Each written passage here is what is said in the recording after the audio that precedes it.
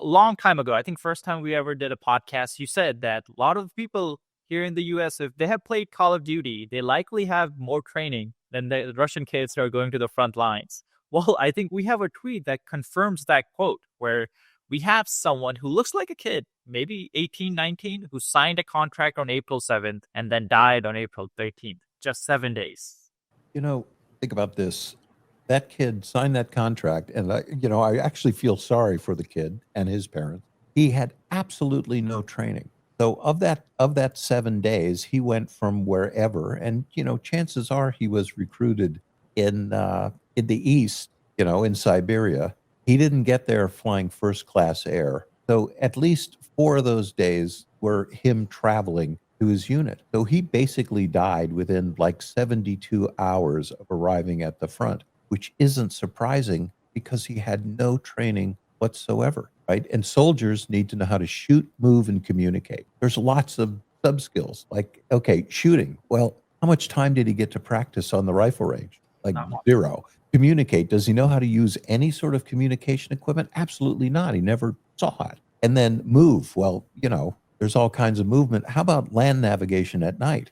I don't think so. So this is what's going on with Russia, and it shows in their abysmal combat effectiveness. These guys are not trained, and they're dying. Sam, every day Russia loses 2 battalions of infantry, 1,000 people a day, 2 battalions, day in, day out, 7 days a week. Now, this is where it's the Russian cannon fodder tactic, right? But I was reading some pro-Russian Twitter pages and like just pro-Russian opinion pieces, and they were bragging about this tactic where they're like, we will fight this war of attrition even with human lives, and we will win. They really think that longer this war goes, they will come out ahead.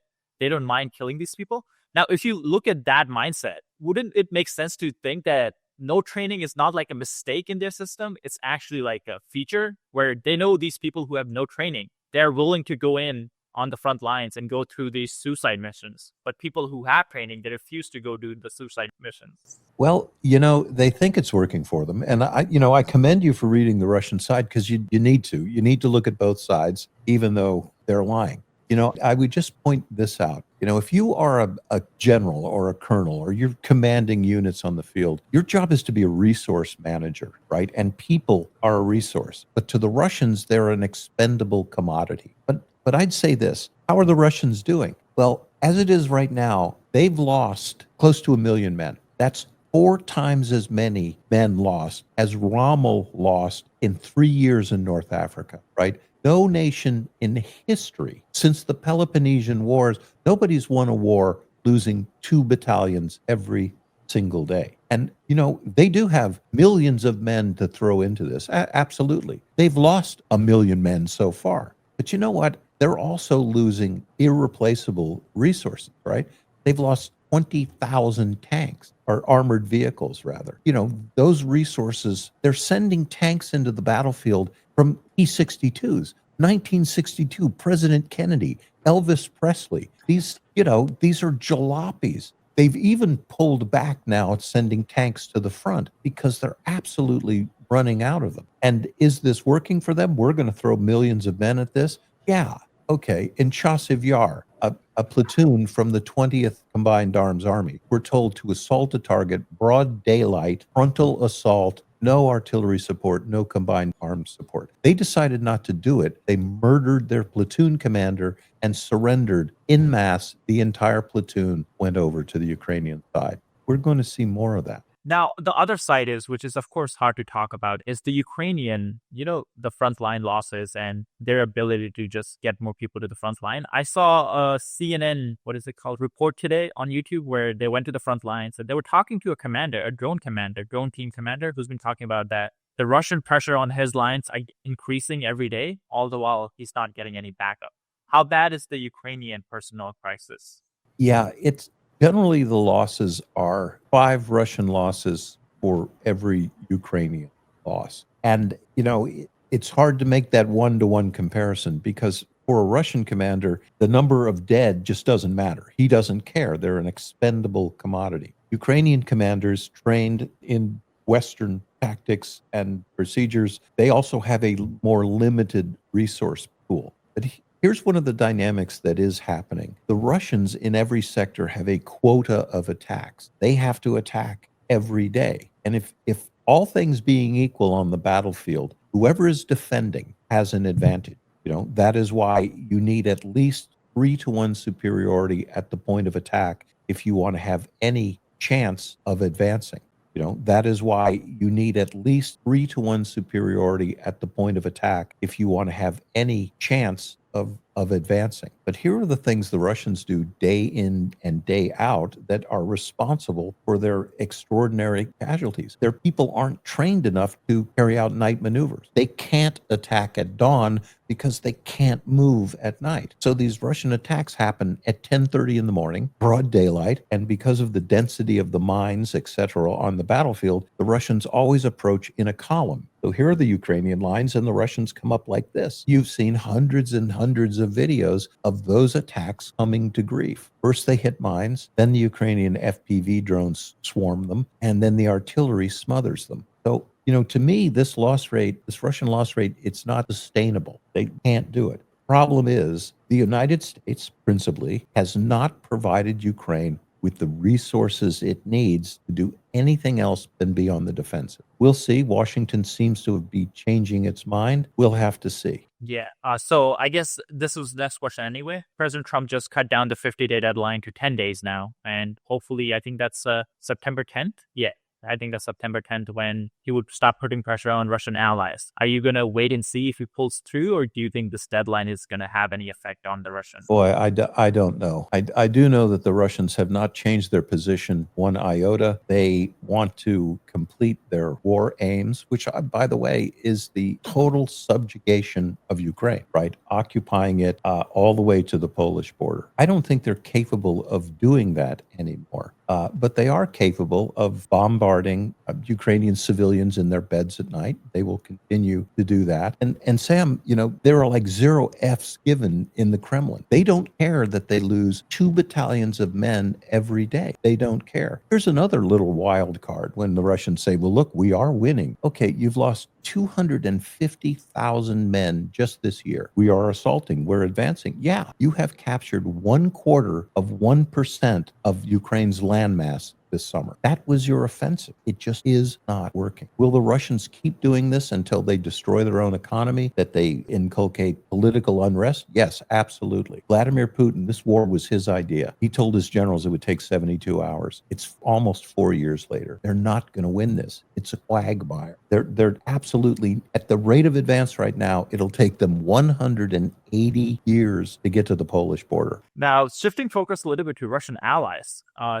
President Trump just announced 25% tariff on India. More to come if they continue buying Russian oil. Do you think that's going to have any effect on India's relationship with Russia and, of course, India's relationship with the U.S.? Yeah, I think it'll inflect both. I think that India wants good relations with the United States. I think that India has energy needs. Again, they're buying Russian oil, not because it's the best, because there is a low price. I think that India will react. Hopefully, it won't come to tariffs on India. The United States has no grudge with India. The goal of this is to eliminate the market for Russian oil. That's the goal. Yeah. And to drive a wedge, between Russia and its customers. But then again, there's some other steps that should be taken. Right now, as we speak, there are Russian tankers off the coast of Greece transferring oil from vessels into smaller vessels. Greece, a NATO member, allows this to happen. And it's a lot of this shadow fleet tankerage that Russia is using. These are Greek ships. So it is Russia's energy exports that are funding this war, and that needs to be interdicted. But to our Russian listening guests, I would tell you this. President Trump is a very vindictive man. And this whole change in Washington happened because someone in the White House realized that Trump has been made a monkey of by Putin, right? Putin won't stop bombing cities. He's not coming to the negotiation table. And Mr. Trump, when he loses his patience, we've all seen the sort of things he can do. And what Russia needs to worry about is that the United States opens the floodgates. Like, you can have the Patriot battles, you can have the ATACMS, you can have more missiles, you can have F-16s, you can have all of this stuff. And this is going to eventually allow Ukraine to take the offensive, combined arms maneuver warfare. And with these Russian forces, Sam, the way they are, look, these units are going to break down if they have to face pressure, large maneuver warfare. That'll take a while to happen. Also, I think it was Melania who's helping Trump turn against Russia. Good, I hope so. Another party who's been very heavily, by the way, I know you said the oil revenues. If you actually look at just the estimates that we have coming out of Russia, pretty much whatever Russia is earning from the oil revenues is what Putin is spending on the war. Yeah, there's, there is going to be a problem here. Senator McCain famously said that Russia was a gas station with nukes. And, we look at, you get this idea that Russia is going to go against the world. Russia has the GDP of Italy, not all of NATO combined, Italy. And these threats that Russia is going to expand the conflict, and again, never underestimate your enemy. Yeah. But I look at what they do, and judging by what they do, I adjust my calculus of what they're capable of. They have got more than they can handle in Ukraine. Remember, this was a 72-hour military operation. It was their objective. They are not achieving that objective. And Sam, 1 million casualties. There's also, I'll add this as a wild card, 75,000 Russian deserters, 3 army groups, right? Yeah. Those guys are on the lam. No, it's that isn't good. And the other party who's been a big supporter of Russia is China. China could also face 100%, maybe 500% tariffs. Do you think China will change its business transactions because of tariffs? No, they're going to do everything they can to possibly look like they have changed it. But, and China is supporting Russia in this, and especially with dual use technologies. Now we're seeing drones with 100% Chinese components. Yes, absolutely. But, at the very big picture, and this doesn't necessarily mitigate the fact that they are providing drones, et cetera, and other, military high technology to Russia. But in the big picture, China doesn't want to see Russia win, right? China has plans for the Eurasian continent, and they aren't that Russia is ascendant, right? China's plans are to make itself the world superpower. So it's more of a tactical decision right now for China. And look what's in it for China. As long as the West has a problem with Russia in Eastern Europe, they are diverted away from China's goal, which is eventually to, reabsorb Taiwan. And to our Chinese listening guests, good luck with that, right? It's the naval projection of power. And I hate to say it, but you're up against where the United States is truly a superpower, and that is at sea, projecting power globally across the world's ocean. That's where the U.S. rocks the box. I know you earlier said Russia is that's the Senator McCain's line, Russia is a gas station with nukes. Is this a Russia problem, or do you think this war will stop if Putin is overthrown or just dies? Yeah, I think the war will stop, because this is such a tremendous drain on Russia's economy. And with for example, with 1 million casualties, you're starting to wipe out a generation of Russian men. And remember, these are guys that were going to be the breadwinners in a largely traditional society. Not only, the workers, the carpenters, the plumbers, the skilled tradesmen, this is where it's happening. One of the reasons that Russia recruits so heavily from the East and among their ethnic minorities is they don't want, the mothers of dead soldiers rallying in Moscow or St. Petersburg. But eventually, I think we're going to see some changes. And every monolithic dictatorship seems unimpeachable, solid, rooted forever until the second it's not.